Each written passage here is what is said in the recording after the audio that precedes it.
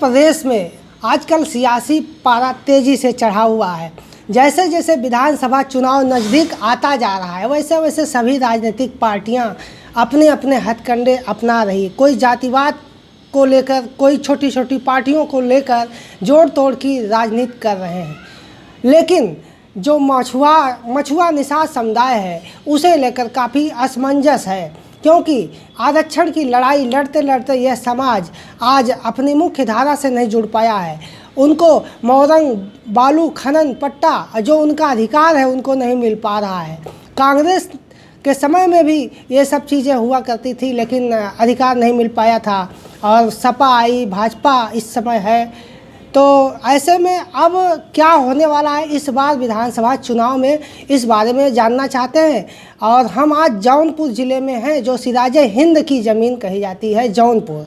तो हम एक कांग्रेस के वरिष्ठ नेता हैं तिलकधारी निषाद जी, और आपको मछुआरा प्रकोष्ठ का राष्ट्रीय सचिव बनाया गया है, तो बहुत बहुत स्वागत है हमारे चैनल में आपका। धन्यवाद भाई। आपको मछुआरा समाज का यहाँ का एक वरिष्ठ नेता माना जाता है। आप काफ़ी पुराने नेता हैं, समाज के बीच बने रहते हैं। कांग्रेस की क्या स्थिति है मछुआरा समाज को लेकर? देखिए भाई, कांग्रेस देश को आज़ाद कराई। देश के आज़ादी से 40-45 वर्ष राज किया। 1989 में बीपी सिंह मुख्यमंत्री हुए और उन्होंने निषादों के हक में एक जियो लाए जो शासनादेश बना, जो निषादों को घाट, बालू, पट्टा, मोरंग, तालाब, पोखरा समित बना के निषादों को देने की। इसके बारे में मैंने अपने पार्टी में जब 2016 में मैं उत्तर प्रदेश का चेयरमैन बना, ऑल इंडिया फिशरमैन का, तो मैंने लिख के दिया। और तब से 30-40 साल से हम लोग आरक्षण की मांग करते रहे और हमको आरक्षण नहीं मिला, क्योंकि हमारे समाज का यहाँ जो धीमर लिखते हैं, बेलदार लिखते हैं, माझी लिखते हैं, यहाँ मिलता है।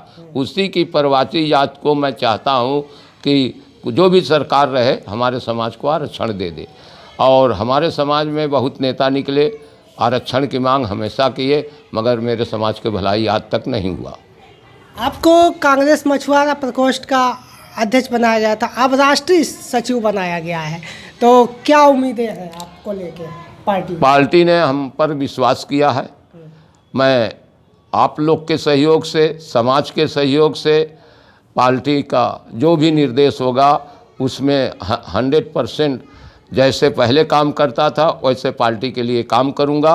आगामी लोकसभा में हमारी प्रियंका जी ने कहा है, अभी हमारे नेता, हमने सुझाव दिया था कि कुछ पर्यवेक्षक आए थे, उनसे कहा था, वो पूछे थे कि तुम्हारी प्रथम मांग क्या है, तो हमने इसको कहा था कि निषादों का आरक्षण और प्रथम मांग है। निषादों का घाट, बालू, मोरंग जो नदी में संसाधन था सब पूंजीपति, अभी भाजपा सरकार 30 साल से, भाजपा सरकार 4 बरस सपा और 4 बरस बसपा, इन्होंने हमारे जियो को कमज़ोर किया और आज पूरा माफिया हावी है। इसलिए कांग्रेस से उम्मीद करें। अभी प्रियंका गांधी अगले 15 दिन पहले जो 10 तारीख की घोषणा की है कि हम अपने घोषणा पत्र में पहला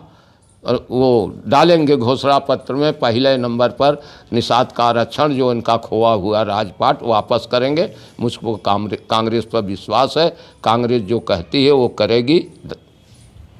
ऐसा पहले भी हुआ था, कांग्रेस के समय में उनको ये सब मिलता था, फिर क्या वजह है कि ये सरकारें बदली और ये सब चला गया? देखिए, 89 से कांग्रेस यहाँ नहीं है। पहले तो मैं चुनाव लड़ा था 91 में, हमसे उमानाथ सिंह 91 में जीते और जेल कारागार मंत्री बने। उस समय कल्याण सिंह मुख्यमंत्री बने। कल्याण सिंह ने ही हमारे समाज का जियो हल्का किया। उसमें वो फिर मायावती बनी, मुलायम बने, उसको हल्का किए कि इसमें बैकवर्ड नहीं है। मायावती आए कहीं 80, हमारे शासना आदेश को, हमारा जियो जो था उसको ये लोग कमज़ोर किए। और माफिया हमारे समाज के जो गरीब लोग हैं उनको मिला के बालू खनन का पट्टा, मछली पालन का पट्टा, नौका घाटों का पट्टा वो ले लेते हैं। हमारे समाज को मजदूर बनाकर काम किए। ये हमारे समाज के साथ अन्याय है। मैं आशा करता हूँ कि कांग्रेस जब हमारी सरकार बनेगी तो पूर्णतः शासना आदेश हमारे समाज को अनुसूचित जात का दर्जा देगी और हमारा जो खोआ हुआ राजपाट है सब वापस करेगी। कई राज्यों में अनुसूचित जाति में है ये, और 1961 की भारत का जो राजपत्र है संवैधानिक तौर पर उसका भी उल्लेख मझवार की उपजातियां, मल्लाह, केवट, बिंद, भर, ये सब से उसमें उल्लेख है। फिर भी अन्य जातियों को मिल रहा है और मझवार के उपजातियों को, मल्लाह, केवट, बिंद, देखिए पहले तो मेरी हम लोग की यही मांग थी कि हमको निषाद का अनुसूचित जात का दर्जा हुआ। जब आप वो बोल रहे हैं, बाद में हमने कहा कि भाई जब दिल्ली में हमको मिलता है, बम्बई में मिलता है, बंगाल में मिलता है, हर जगह जब देश संविधान में उल्लेख है, इसके लिए हम लोग 30 साल से कहता रहे।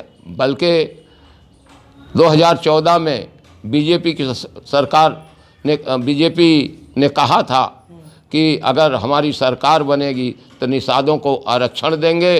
फिर 2017 में उन्होंने वादा किया कि प्रदेश में सरकार बन जाए तो हम निषादों को आरक्षण देंगे। मगर भाजपा पर हमको भरोसा नहीं, क्योंकि ये देश के आज़ादी से आज तक बैकवर्ड फॉरवर्ड या हिंदू मुसलमान ऊंच नीच का पाठ पढ़ा के जनता को गुमराह पर करके राज करना चाहते हैं। अब भाजपा सरकार मनुस्मृति की तरह लिया करके 85 के लोग को गुलाम करना चाहते हैं।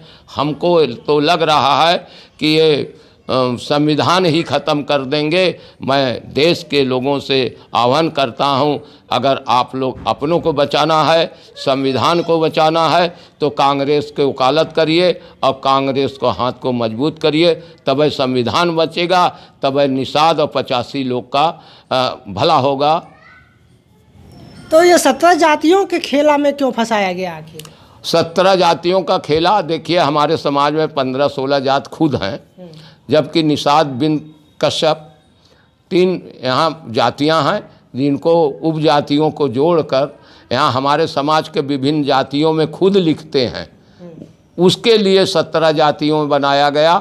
उसमें कहार भी है, राजभर भी है, इसमें 2-4 जात जोड़ दिया, जबकि 3 ही जात मुख्य पूरे भारत में है। मगर विभिन्न प्रदेशों में हम अलग अलग नामों से जाना जाता हूँ। इसलिए ऐसा मुलायम सिंह के सरकार में 17 जातियों का प्रस्ताव हम लोग खुद भिजवाए थे और उसके बाद मायावती ने इसको स्टे ले लिया। वो 10 साल पड़ा रहा, कांग्रेस भी सरकार रही। हम लोग अगर मुलायम सिंह चाहते तो उनकर 19-20 विधायक थे, सांसद थे, और वो वहाँ पर उठा सकते हैं। प्रस्ताव भेजने के बाद वो चुप रहे। निश्चित रूप से कहा यह जा रहा है कि मछुआरा जो समाज है वो अपनी जो है जल जंगल ज़मीन की तलाश में भटक रहा है। आज भी वो अपने पैर पर खड़ा नहीं हो पा रहा है, आर्थिक रूप से सक्षम नहीं हो पा रहा है। उनको रोटी रोजगार के लिए आज जो है काफ़ी मशक्क़त करनी पड़ती है, क्योंकि उनको आरक्षण नहीं मिल पा रहा है। और वो आज जो है ये समाज राजनीतिक रूप से उभर नहीं पा रहा है। निश्चित रूप से राजनीति में उनको अधिकार दिलाना होगा। और कांग्रेस का ये दाव है इस बार कि महिलाओं को 40% आरक्षण दिया जाए, ताकि समाज में महिलाओं को भी आगे आना चाहिए। तो क्या निषाद समाज की महिलाएं इस बार 40% जो कहा जा रहा है, तो निषाद समाज की महिलाएं तैयार हैं जौनपुर से? देखिए प्रियंका जी जितनी मेहनत कर रही हैं, और उत्तर प्रदेश में जब से भाजपा की गवर्नमेंट आए, चाहे हाथरस कांड हो, चाहे मिर्ज़ापुर कांड हो, चाहे यहाँ उन्नाव का कांड हो, चाहे लखीमपुर का कांड हो, कोई ऐसी पार्टी नहीं है कि जो असली मुद्दे अत्याचार अन्याय पर कहे। खाली कांग्रेस ही मुखर होकर, चाहे राहुल गांधी या प्रियंका गांधी ही इस संघर्ष में भाग लिया है।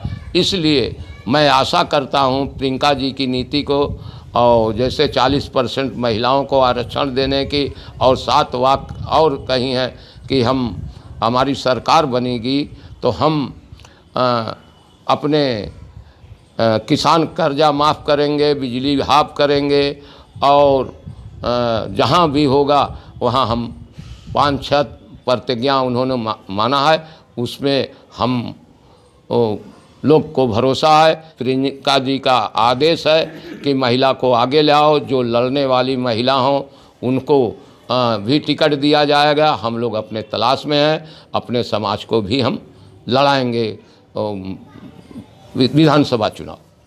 तो ये निषाद पार्टी आई है, वीआईपी आई है बिहार से, ऐसे में यहाँ पर क्या निषादों को बांटने का काम किया जा रहा है और कांग्रेस इस पर क्या रणनीति अपना रही है? अभी हमने बताया है कि बीजेपी एक चालबाज पार्टी है, ये झूठी पार्टी है, और बीजेपी ने जैसे फूट डालो राज करो वादा करके आई कि हम आपको आरक्षण दे देंगे, आरक्षण दे देंगे, और आरक्षण न मिला तो संजय निषाद हम लोग आरक्षण की बात करते रह गए, मगर उसने आरक्षण नहीं दिया।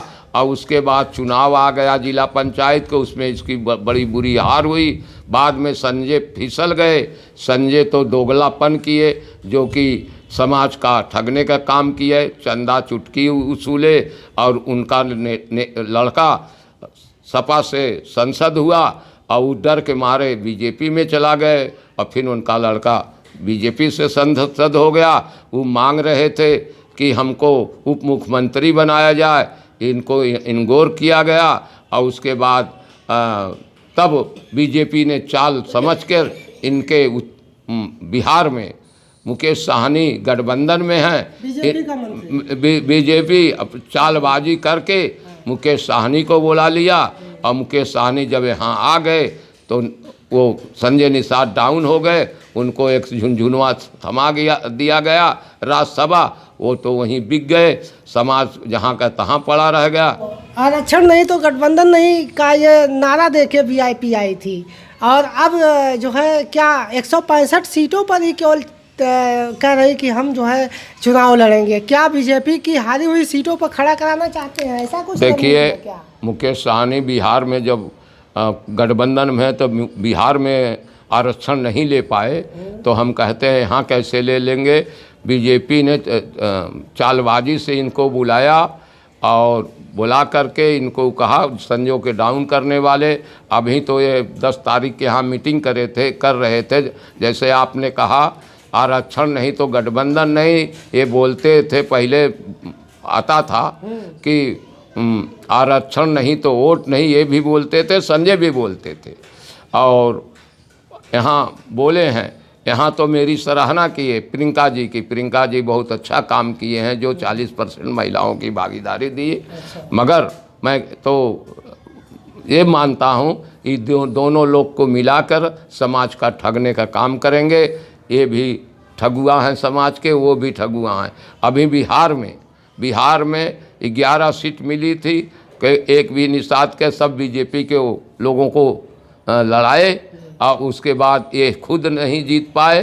तो हम क्या भरोसा करें, जो अपने घर में नहीं घर बना पाएगा, दूसरे घर में आके कहाँ से आरक्षण दिला पाएगा और समाज का हित कर पाएगा। कहा जा रहा है 86 सीटों पर बीजेपी जो है हारती है हमेशा, और 86 सीटों पर बिल्कुल उसका वोट नहीं है, और उससे नहीं बाकी जो बची सीटें 165 में और सीटों पर बीजेपी कभी जीत नहीं पाती है, वहाँ वोट बैंक नहीं है बीजेपी का। तो ऐसे में उन्हीं सीटों को सेलेक्ट करने की योजना बनाए, ऐसा कुछ है माहौल। देखिए, जो भी माहौल, मैंने कह दिया कि बीजेपी झूठी पार्टी है, झूठ बोलने में माहिर है। ये हारने के लिए ही आए हैं? अब हारने के लिए आए हैं या जीतने के? बीजेपी झूठी पार्टी है, कहाँ से इनको करेगी, कैसे नहीं करेगी। और ये तो 65 सीट मांग रहे थे वो, तो अब 10-20 पर आ गए हैं। ये 160 सीट पर लड़ने की घोषणा किए। पहला नंबर तो इन्होंने फूलन देवी की मूर्ति लगाने की घोषणा किए। 10-15 जिला में मूर्ति भिजवाए जो थाने में बंद है, बिना तैयारी के। हाँ, बिना तैयारी का। बिना इनको, कागज पत्र। हाँ, इनको पहले तो जानना चाहिए बिना परमिशन के मूर्ति कहीं नहीं लगती। और वो अपने ही ज़मीन में क्यों न मूर्ति लगाई जाए तो परमिशन लेना पड़ेगा। इसलिए बहन फूलन देवी का नाम ही लोग बेच रहे हैं, निषाद का नाम बेच रहे हैं, वीर क्लब का नाम बेच रहे हैं। उनके नाम बेच करके अपना उल्लू सीधा कर रहे हैं। एक मंत्री होकर इस तरह से गैर जिम्मेदारी का काम कर रहे हैं, ये क्या समाज को संदेश जाएगा? देखिए, मेरा तो अनुरोध है, समाज के हैं, हम उन पर इतना कटाक्ष नहीं करेंगे। इसलिए कि जो मुझको कहना था मैं कह दिया। देश हित के लिए, समाज हित के लिए, 85 के हित के लिए कांग्रेस बहुत ज़रूरी है। मैं धन्यवाद, बहुत बहुत धन्यवाद आपका। तो डॉक्टर संजय निषाद हो, चाहे मुकेश सहनी बिहार के हों, सभी लोग यहाँ पर भाजपा के ही दोनों लोग हैं। और एक मंत्री बिहार के तो दूसरा यहाँ पर भाजपा का MLC। अब रही बात निषाद पार्टी की, तो निषाद पार्टी किस तरह से समाज को यहाँ पर लुभाती है और VIP किस तरह से लुभाती है, तो ये तो आने वाला विधानसभा चुनाव ही बताएगा। और निश्चित रूप से जौनपुर से वरिष्ठ कांग्रेसी नेता तिलकधारी निषाद जी ने जो कहा है कि इस बार जनाधार कांग्रेस का भी होगा, क्योंकि इस बार निषाद मछुआ समुदाय समझ चुका है और जाग चुका है। किसी के बहकावे में नहीं आने वाला है, चाहे जो पार्टी आ जाए। लेकिन अब वो सही समय पर सही पार्टी को ही अपना वोट देगी जहां उसका हक और अधिकार मिल सके। हमारे साथ में तिलकधारी निषाद जी ने बात किया। बहुत बहुत धन्यवाद आपका भी धन्यवाद भाई। जय हिंद। कांग्रेस ने इनको मछुआरा प्रकोष्ठ का राष्ट्रीय सचिव बनाया है। इससे यह लगता है कि जो सिराज हिंद की धरती जौनपुर है, पूर्वांचल है, यहाँ से एक अच्छा संदेश जाएगा मछुआरा समाज से कि आने वाले समय में जो विधानसभा चुनाव है उसको लेकर काफ़ी स्थिति सुधर सकती है पूर्वांचल से। और महिलाओं की स्थिति भी विधानसभा चुनाव में इस बार 40% होने से कांग्रेस के यूपी में आसार हैं। और निश्चित रूप से मछुआरा समाज उनके साथ खड़ा दिखाई दे रहा है। आई कनेक्ट न्यूज़ के लिए जौनपुर से मैं सुभाष निषाद।